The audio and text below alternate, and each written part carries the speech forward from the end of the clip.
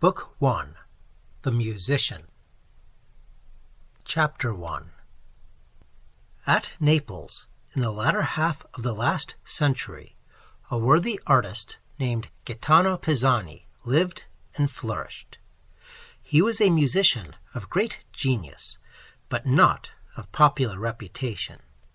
There was in all his compositions something capricious and fantastic, which did not please the tastes of the dilettanti of Naples.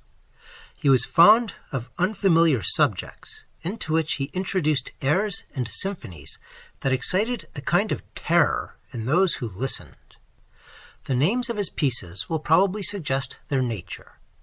I find, for instance, among his manuscripts, these titles: The Feast of the Harpies, The Witches of Benevento, The Descent of Orpheus into Hades, The Evil Eye, The Eumenides, and many others that evince a powerful imagination delighting in the fearful and supernatural, but often relieved by an airy and delicate fancy with passages of exquisite grace and beauty. It is true that in the selection of his subjects from ancient fable, Gaetano Pisani was much more faithful than his contemporaries to the remote origin and the early genius of Italian opera. That descendant, however effeminate, of the ancient union between song and drama, when, after long obscurity and dethronement, it regained a punier sceptre, though a gaudier purple, by the banks of the Etrurian Arno, or amidst the lagunes of Venice, had chosen all its primary inspirations from the unfamiliar and classic sources of heathen legend, and Pisani's Descent of Orpheus was but a bolder, darker, and more scientific repetition of the Eurydice, which Jacopi Peri set to music at the august nuptials of Henry of Navarre and Mary of Medicis. Still, as I have said, the style of the Neapolitan music was not on the whole pleasing to ears grown nice and euphistic in the more dulcet melodies of the day, and faults and extravagances easily discernible, and often to appearance wilful, served the critics for an excuse for their distaste. Fortunately, or the poor musician might have starved, he was not only a composer, but also an excellent practical performer, especially on the violin, and by that instrument he earned a decent subsistence as one of the orchestra at the great theatre of San Carlo. Here formal and appointed tasks necessarily kept his eccentric fancies in tolerable check, though it is recorded that no less than 5 times he had been deposed from his desk for having shocked the conoscenti and thrown the whole band into confusion by impromptu variations of so frantic and startling a nature that one might well have imagined that the harpies or witches who inspired his compositions had clawed hold of his instrument. The impossibility, however, to find anyone of equal excellence as a performer, that is to say, in his more lucid and orderly moments, had forced his reinstalment, and he had now, for the most part, reconciled himself to the narrow sphere of his appointed adagios or allegros. The audience, too, aware of his propensity, were quick to perceive the least deviation from the text, and if he wandered for a moment, which might also be detected by the eye as well as the ear, in some strange contortion of visage, and some ominous flourish of his bow, a gentle and admonitory murmur recalled the musician from his Elysium or his Tartarus to the sober regions of his desk. Then he would start as if from a dream, cast a hurried, frightened, apologetic glance around, and, with a crestfallen, humbled air, draw his rebellious instrument back to the beaten track of the glib monotony. But at home he would make himself amends for this reluctant drudgery, and there, grasping the unhappy violin with ferocious fingers, he would pour forth, often till the morning rose, strange, wild measures that would startle the early fishermen on the shore below with a superstitious awe, and make him cross himself as if mermaid or sprite had wailed no earthly music in his ear. This man's appearance was in keeping with the characteristics of his art. The features were noble and striking, but worn and haggard, with black, careless locks tangled into a maze of curls, and a fixed, speculative, dreamy stare in his large and hollow eyes. All his movements were peculiar, sudden, and abrupt, as the impulse seized him, and in gliding through the streets or along the beach, he was heard laughing and talking to himself. Withal, he was a harmless, guileless, gentle creature, and would share his mite with any idle lazzaroni, whom he often paused to contemplate as they lay lazily basking in the sun. Yet was he thoroughly unsocial. He formed no friends, flattered no patrons, resorted to none of the merrymaking so dear to the children of music and the South. He and his art seemed alone suited to each other, both quaint, primitive, unworldly, irregular. You could not separate the man from his music. It was himself. Without it, he was nothing, a mere machine. With it, he was king over worlds of his own. Poor man, he had little enough in this. At a manufacturing town in England, there is a gravestone on which the epitaph records one Claudius Phillips, whose absolute contempt for riches and inimitable performance on the violin made him the admiration of all that knew him. Logical conjunction of opposite eulogies. In proportion, O genius, to thy contempt for riches will be thy performance on thy violin. Gaetano Pisani's talents as a composer had been chiefly exhibited in music appropriate to this his favorite instrument, of all, unquestionably the most various and royal in its resources and power over the passions. As Shakespeare among poets is the Cremona among instruments. Nevertheless, he had composed other pieces of larger ambition and wider accomplishment, and chief of these, his precious, his unpurchased, his unpublished, his unpublishable, and imperishable opera of The Siren. This great work had been the dream of his boyhood, the mistress of his manhood. In advancing age, it stood beside him like his youth. Vainly had he struggled to place it before the world. Even bland, unjealous Paisiello, maestro di capella, shook his gentle head when the musician favored him with a specimen of one of his most thrilling scenas. And yet, Paisiello, though that music differs from all that Durante taught thee to emulate, there may... But patience, Gaetano Pisani, bide thy time, and keep thy violin in tune. Strange as it may appear to the fairer reader, this grotesque personage had yet formed those ties which ordinary mortals are apt to consider their especial monopoly. He was married, and had one child. What is more strange yet, his wife was a daughter of quiet, sober, unfantastic England. She was much younger than himself. She was fair and gentle, with a sweet English face. She had married him from choice, and, will you believe it, she yet loved him. How she came to marry him, or how this shy, unsocial, wayward creature ever ventured to propose, I can only explain by asking you to look round and explain first to me how half the husbands and half the wives you meet ever found a mate. Yet, on reflection, this union was not so extraordinary after all. The girl was a natural child of parents too noble ever to own and claim her. She was brought into Italy to learn the art by which she was to live, for she had taste and voice. She was a dependent and harshly treated, and poor Pisani was her master, and his voice the only one she had heard from her cradle that seemed without one tone that could scorn or chide. And so, well, is the rest natural. Natural or not, they married. This young wife loved her husband, and young and gentle as she was, she might almost be said to be the protector of the two. From how many disgraces with the despots of San Carlo and the Conservatorio had her unknown officious mediation saved him? and how many ailments, for his frame was weak, had she nursed and tended him. Often, in the dark nights, she would wait at the theatre with her lantern to light him, and her steady arm to lean on.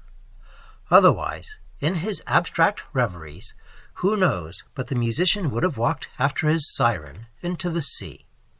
And then she would so patiently, perhaps, for in true love there is not always the finest taste, so delightedly listen to those storms of eccentric and fitful melody, and steal him, whispering praises all the way, from the unwholesome night watch to rest and sleep.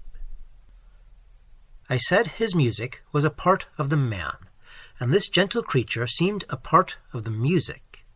It was, in fact, when she sat beside him, that whatever was tender or fairy-like in his motley fantasia crept into the harmony, as by stealth.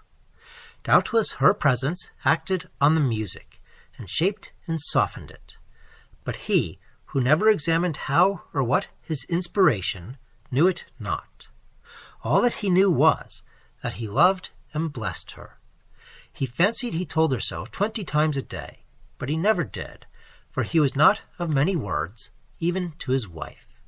His language was his music, as hers her cares. He was more communicative to his barbiton, as the learned Mercenus teaches us to call all the varieties of the great viol family. Certainly barbiton sounds better than fiddle, and barbiton let it be. He would talk to that by the hour together, praise it, scold it, coax it. Nay, for such as man, even the most guileless, he had been known to swear at it, but for that excess he was always penitentially remorseful. And the barbiton had a tongue of his own, could take his own part, and when he also scolded, he was much the best of it. He was a noble fellow, this violin, a Tyrolese, the handiwork of the illustrious Steiner. There was something mysterious in his great age. How many hands, now dust, had awakened his strings ere he became the Robin Goodfellow and the familiar of Gaetano Pisani. His very case was venerable, beautifully painted, it was said, by Carracci. An English collector had offered more for the case than Pisani had ever made by the violin. But Pisani, who cared not if he had inhabited a cabin himself, was proud of a palace for the barbiton. His barbiton, it was his elder child. He had another child, and now we must turn to her. How shall I describe thee, Viola? Certainly the music had something to answer for in the advent of that young stranger, for both in her form and her character you might have traced a family likeness to that singular and spirit-like life of sound which night after night threw itself in airy and goblin sport over the starry seas. Beautiful she was, but of a very uncommon beauty, a combination, a harmony of opposite attributes. Her hair was of a gold richer and purer than that which is seen even in the north, but the eyes, of all the dark, tender, subduing light of more than Italian, almost of Oriental, splendor. The complexion, exquisitely fair, but never the same, vivid in one moment, pale the next. And with the complexion, the expression also varied. Nothing now so sad, and nothing now so joyous. I grieve to say that what we rightly entitle education was much neglected for their daughter by this singular pair. To be sure, neither of them had much knowledge to bestow, and knowledge was not then in fashion as it is now. But accident or nature favored young Viola. She learned, as of course, her mother's language with her father's, and she contrived soon to read and to write, and her mother, who, by the way, was a Roman Catholic, taught her betimes to pray. But then, to counteract all these acquisitions, the strange habits of Pisani, and the incessant watch and care which he required from his wife, often left the child alone with an old nurse, who, to be sure, loved her dearly, but who was in no way calculated to instruct her. Dame Gianetta was every inch Italian and Neapolitan. Her youth had been all love, and her age was all superstition. She was garrulous, fond, a gossip.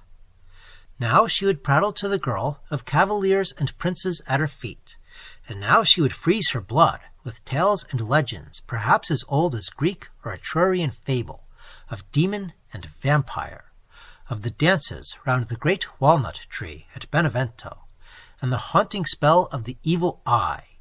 All this helped silently to weave charmed webs over Viola's imagination that afterthought and later years might labor vainly to dispel.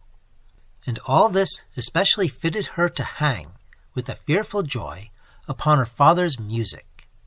Those visionary strains, ever struggling to translate into wild and broken sounds the language of unearthly beings, breathed around her from her birth. Thus you might have said that her whole mind was full of music, associations, memories, sensations of pleasure or pain. All were mixed up inexplicably with those sounds that now delighted and now terrified, that greeted her when her eyes opened to the sun, and woke her trembling on her lonely couch in the darkness of the night. The legends and tales of Gianetta only served to make the child better understand the signification of those mysterious tones. They furnished her with words to the music. It was natural that the daughter of such a parent should soon evince some taste in his art, but this developed itself chiefly in the ear and the voice. She was yet a child when she sang divinely. A great cardinal, great alike in the state and the conservatorio, heard of her gifts and sent for her. From that moment her fate was decided. She was to be the future glory of Naples, the prima donna of San Carlo. The cardinal insisted upon the accomplishment of his own predictions, and provided her with the most renowned masters. To inspire her with emulation, His Eminence took her one evening to his own box. It would be something to see the performance, something more to hear the applause lavished upon the glittering signoras she was hereafter to excel. Oh, how gloriously that life of the stage, that fairy world of music and song, dawned upon her. It was the only world that seemed to correspond with her strange childish thoughts. It appeared to her as if, cast hitherto on a foreign shore, she was brought at last to see the forms and hear the language of her native land. Beautiful and true enthusiasm, rich with the promise of genius. Boy or man, thou wilt never be a poet if thou hast not felt the ideal, the romance, the Calypso's isle that opened to thee when for the first time the magic curtain was drawn aside, and let in the world of poetry on the world of prose. And now the initiation was begun. She was to read, to study, to depict by a gesture, a look, the passions she was to delineate on the boards. Lessons dangerous, in truth, to some, but not to the pure enthusiasm that comes from art.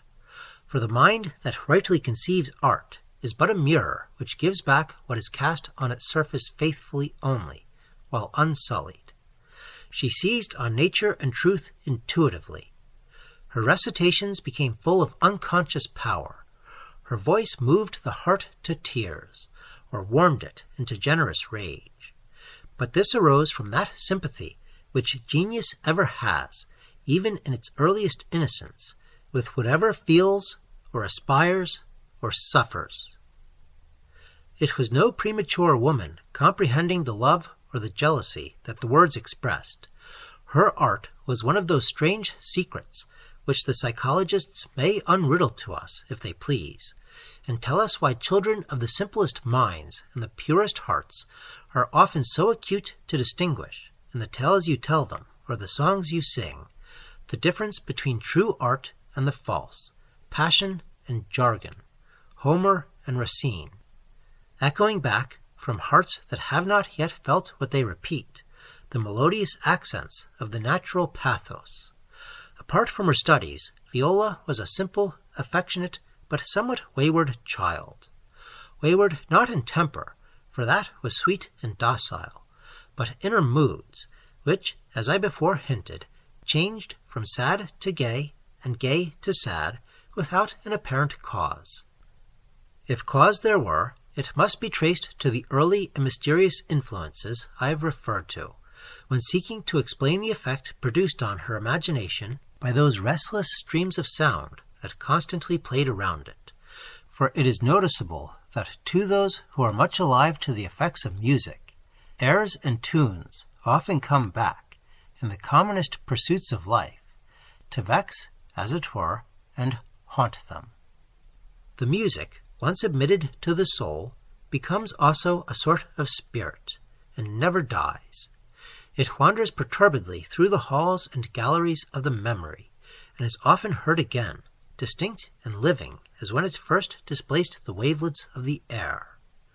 Now at times, then, these phantoms of sound floated back upon her fancy, if gay, to call a smile from every dimple, if mournful, to throw a shade upon her brow, to make her cease from her childish mirth, and sit apart and muse. Rightly, then, in a typical sense, might this fair creature, so airy in her shape, so harmonious in her beauty, so unfamiliar in her ways and thoughts, rightly might she be called a daughter, less of the musician than the music, a being for whom you could imagine that some fate was reserved, less of actual life than the romance which, to eyes that can see, and hearts that can feel, glides ever along with the actual life, stream by stream, to the dark ocean. And therefore it seemed not strange that Viola herself, even in childhood, and yet more as she bloomed into the sweet seriousness of virgin youth, should fancy her life ordained for a lot, whether of bliss or woe, that should accord with the romance and reverie which made the atmosphere she breathed.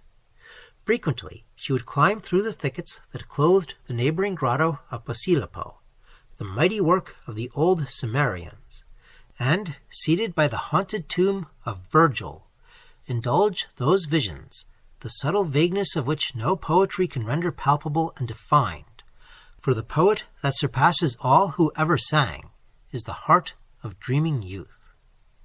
Frequently there, too, beside the threshold over which the vine leaves clung, and facing that dark blue, waveless sea, she would sit in the autumn noon or summer twilight, and build her castles in the air. Who doth not do the same, not in youth alone, but with dimmed hopes of age? It is man's prerogative to dream, the common royalty of peasant and of king. But those daydreams of hers were more habitual, distinct, and solemn than the greater part of us indulge. They seemed like the orama of the Greeks, prophets while phantasma.